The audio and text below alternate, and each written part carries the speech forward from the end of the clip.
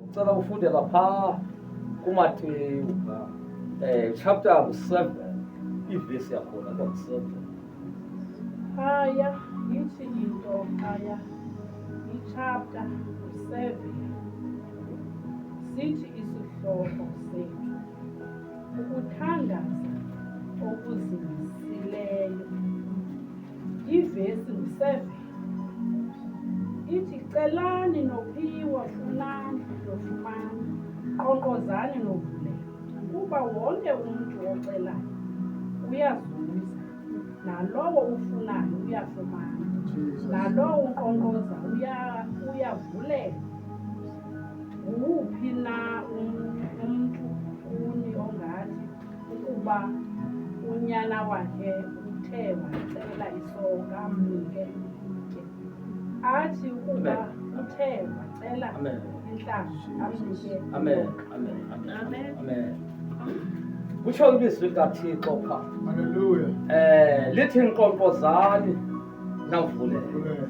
Litsho lithi cela uzawuphiwa. Elo lizwi eli ngoliva kwami ilizwi likaThixo. Alithethi uba nqonqoza phaa kwabantu, nqonqoza phaa kwaba. Unqoza kuThixo, kumnyango kaThixo ngemini yokugqibela. Usebenzela uThixo apha emhlabeni. uThixo unombuzo ngemini yokugqibela. uThixo unombuzo athi wenze ntoni emhlabeni.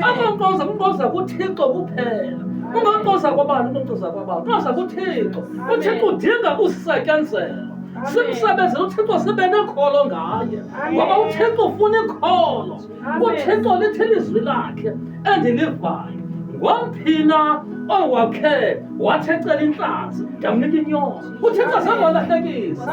Themba uThixo, kholelwa kuThixo, ungathembeli kubani, ungathembi phaa naphaa. Khawujonge icala libe linye ungalahleki. Ujonge uThixo, uThixo ufuna usetyenzelwa. Uthi uphuma nje uphakama phaa uthi ndiyakwaThixo, libe linye ikhona libe nguThixo. uThixo ngumavula kuvaliwe. uThixo ukhulula amakhamandela. Ukuthembela ngoThixo kuyenzeka. uThixo uyafezekisa iminqweno uba unokholo. uThixo kwanguye lo wanceda umama uHana ewayihlekwa ngumama uPeni, esengxakini enokholo elinye elinguThixo. Kodwa kwathi ngokholo zenzeka izinto, wamfumana umntana umama uHana ehlekwa etyhafisa, endleleni emtyhafisa. Iba nokholo elinye elinguThixo. uThixo zange wathi ucela intlasi wakunika unyoka. uThixo zange walahlekisa. uThixo kalahlekisa uThixo wethu esimkhonzayo. uThixo ngumavula kuvaliwe. Ayishiya indawo. Amen.